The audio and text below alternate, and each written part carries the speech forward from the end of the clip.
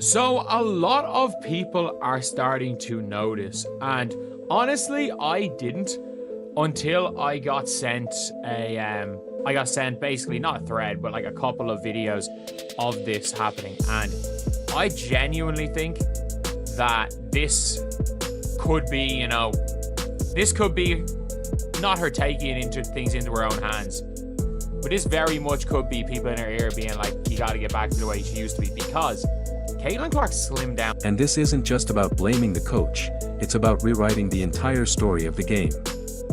Fans will dissect every substitution, every timeout, every tiny decision, just to absolve Angel Reese.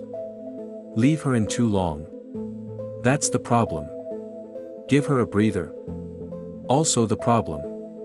No matter what happens, it's the coach's fault. It's the sports version of heads I win, tails you lose, and when that scapegoat wears thin, the target shifts to the system itself. Suddenly, the entire roster is guilty.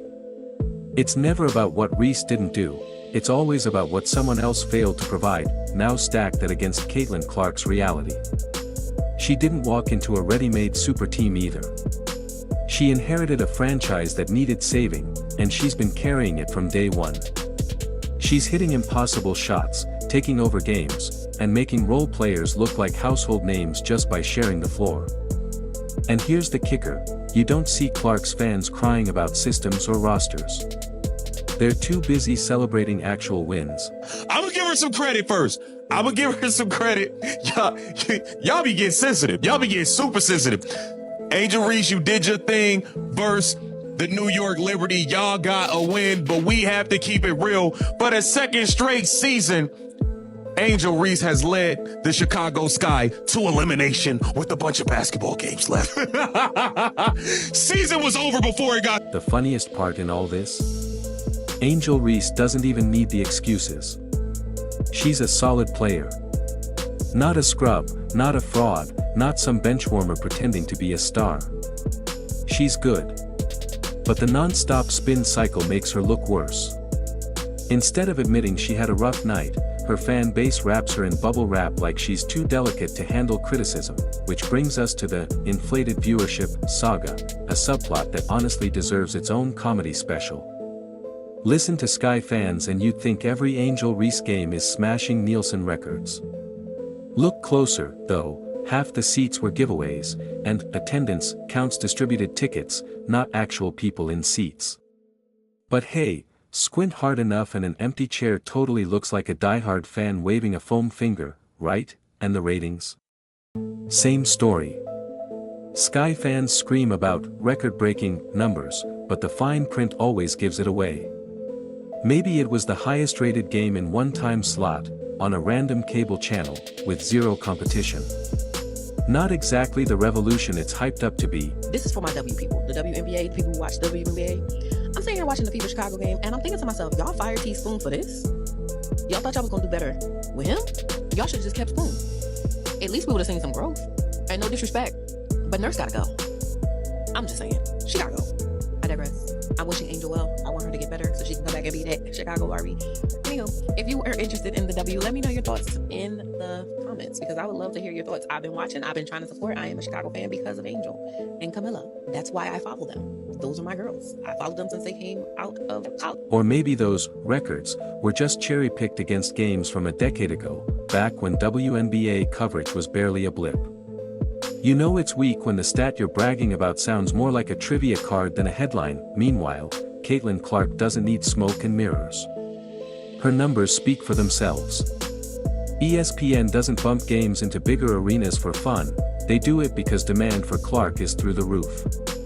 Ticket resales for her games are spiking. Broadcasts with her are outdrawing the rest of the league combined. It's measurable, tangible, undeniable.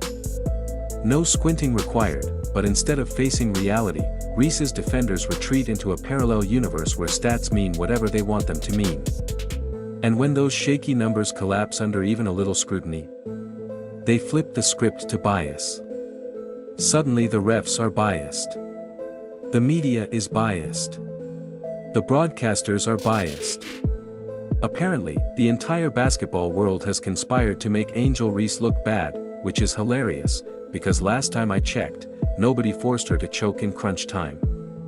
Nobody told her to brick shots or fumble possessions.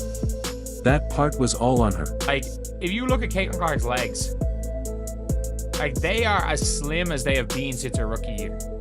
Which, unpopular opinion, I'm happy about. Because, you know, rookie Caitlin Clark was just going meep meep and just running by people. But, like, she's there doing workouts with the team. She's doing shooting workouts. Look, she's coming back. But she does not look nearly as bulky. And I think a lot of people have been pointing out a lot of things where they're like side by side when she's been like sitting down. It's really noticeable with her arms. It seems like she's lost quite a decent chunk of the bulk that she put on in the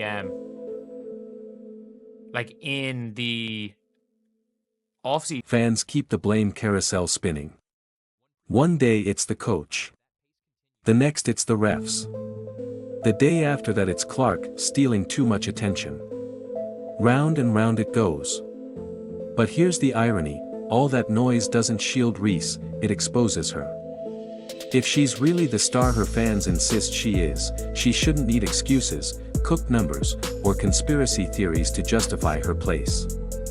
Her game should speak for itself. Clark's game, meanwhile, isn't just speaking, it's screaming from the rooftops. Every logo 3, every sold-out arena, every rating spike tied to her name, it all adds up to something real, measurable, undeniable, and that's the problem for Reese. It's like running a race with ankle weights while the other runner has rocket boosters. One looks like the future. The other looks like they're just trying not to trip. At the end of the day, the scoreboard doesn't lie. The numbers don't lie. The highlight reels don't lie. Dress it up however you want, the reality is simple, Caitlin Clark is dominating. Angel Reese is struggling to keep up.